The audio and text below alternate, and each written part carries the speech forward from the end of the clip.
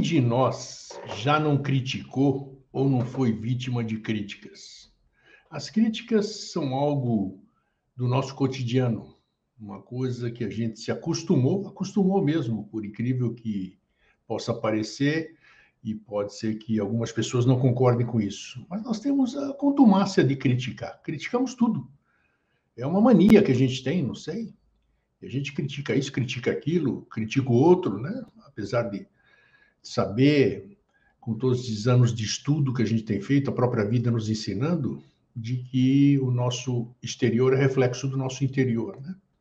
Então, a gente muitas vezes é avesso a críticas, não gostamos de ouvir críticas, mas nós criticamos os outros, né? Achamos que temos o direito de fazer isso sem sofrer a lei de causa e efeito, mas, enfim, é o aprendizado da vida, né? Vamos tocando a vida e aprendendo, apanhando, né? Insistindo, mas é assim, esse que é o prazer da vida. Isso que é bacana, a gente perceber o que a gente erra, usar esse erro como degrau para a gente atingir um patamar superior, e assim vai. E trago hoje para vocês um tema, uma escrita, uma palestra pequena do Paramahansa Yogananda, que ele fala exatamente sobre a crítica, e eu quero compartilhar com vocês que é de profunda sabedoria, né? Era um homem fora do tempo, Yogananda, né? E continua sendo. São pessoas especiais que têm consciência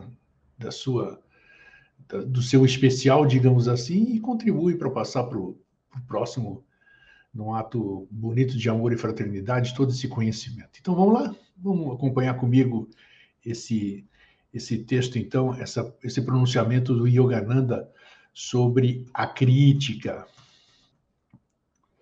Quando fores criticado, faças uma autoanálise. Examine cuidadosamente todas as suas atividades do dia a dia. Faças uma introspecção e critica-te através dos olhos imparciais daqueles que te censuram. Se descobrires que está em erro, corrija-te em silêncio e vá em frente.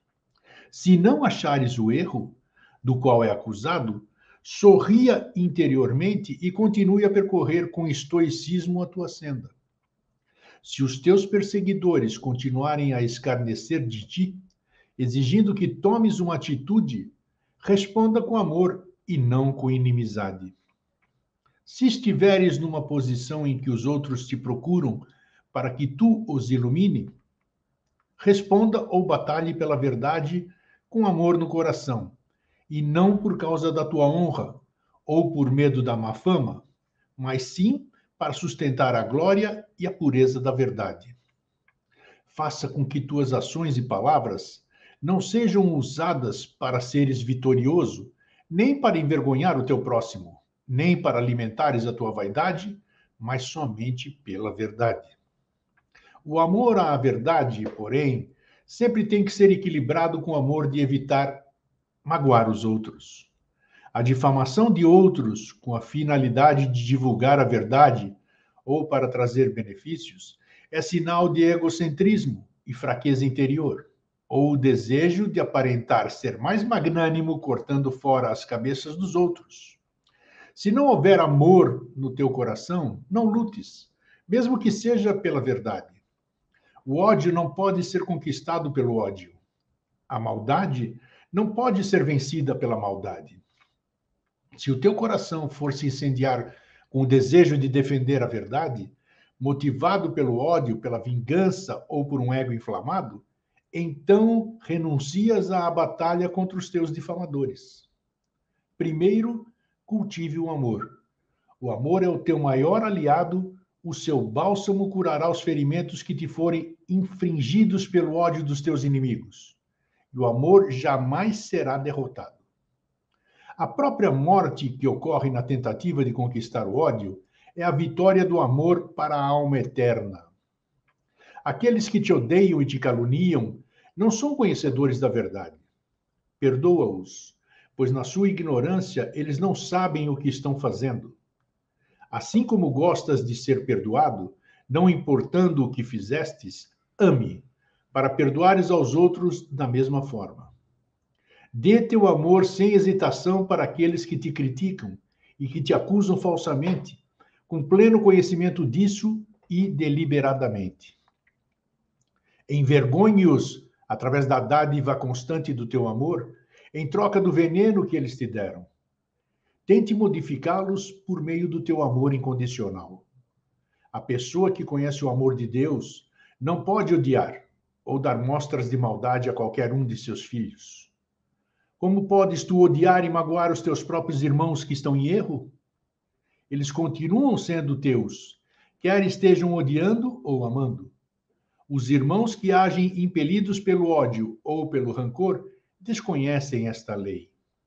Se tu os odeias, por tua vez, haverás de afogá-los no fluxo do ódio. Ao invés, guie-os em direção à luz do farol para que possam salvar-se nadando para a praia. São abençoados aqueles que são criticados por praticarem o bem. Um paraíso de bem-aventurança eterna pertence àqueles que vivem e morrem com comportamento certo. Mas desgraçados daqueles que, movidos pelo ciúme, inimizade ou interesse próprio, difamam o bom nome dos que estão obrando nobremente, procurando prejudicá-los. O sarcasmo, a calúnia, a vingança, o preconceito, a mentira, são dardos do mal que retornam sempre, infringindo grandes danos kármicos à alma daquele que critica. A crítica rude e injusta causa quebra da harmonia e facções sediosas, preconceitos e rebelião.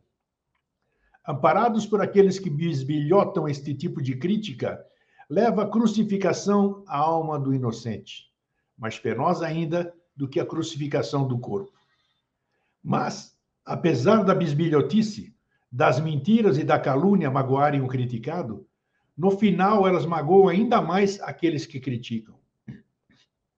Aquele que é criticado injustamente torna-se mais e mais puro, enquanto que os acusadores malévolos são condenados pela lei kármica infalível de causa e efeito. Além disso, eles são condenados pela sua própria consciência a viverem numa prisão autocriada de uma dolorosa falta de paz interior. Aqueles que semeiam sofrimentos colherão desilusões e miséria. Não repises os pecados dos outros, nem os teus próprios. Perdoe e esqueça falhas passadas. Não dê vida e forma aos teus próprios erros, nem aos dos outros. Não fale sobre as falhas de outrem. Nunca escreva sobre elas, nem as torne públicas. Não te envolvas, nem repitas rumores ou mexericos. Não tornes uma falsidade imortal falando sobre ela e participando com tua própria trombeta no coro da discordância. E não tires conclusões pessoais, nem as divulgues, quando não estiverdes em condições de compreenderes todos os lados. Aplica-te ao teu aperfeiçoamento. O teu exemplo falará 1000 vezes mais do que meras palavras.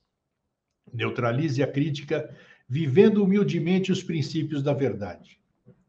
Reformule-se e, observando o teu exemplo, deixe que os teus princípios ajam sobre as outras pessoas. É isto que é desejado e necessitado neste mundo. Aqueles que são os teus próprios críticos e não o dos outros.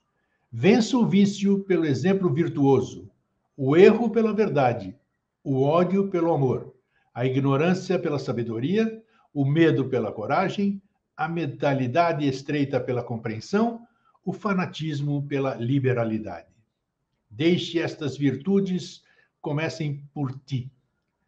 Mantenha a tua atenção na purificação da tua própria mente e, quem sabe, os outros se sentirão encorajados a procederem da mesma forma consigo mesmo. Este texto foi proferido por Yogananda na primavera de 1984. Realmente um texto de profunda sabedoria que faz com que a gente reflita. É bom a gente ouvir novamente, e ouvir novamente, e ouvir novamente, para que a gente vá se identificando com certos aspectos desse texto, para assim que a gente comece a poder começar a se modificar, né? Ver onde é que a gente está fazendo certo, onde a gente está errando, onde a gente pode mudar. Isso para quem quer mudar, né? Para quem quer. Não adianta ser um buscador da luz, discípulo, e outras coisas, se você não quer mudar. O milagre não acontece sozinho, sempre tem que ter um gatilho para isso, né? Então, é isso. Bom, é mentalizar, é ler, reler, pensar, refletir e um fraterno abraço e um feliz sempre. Tchau.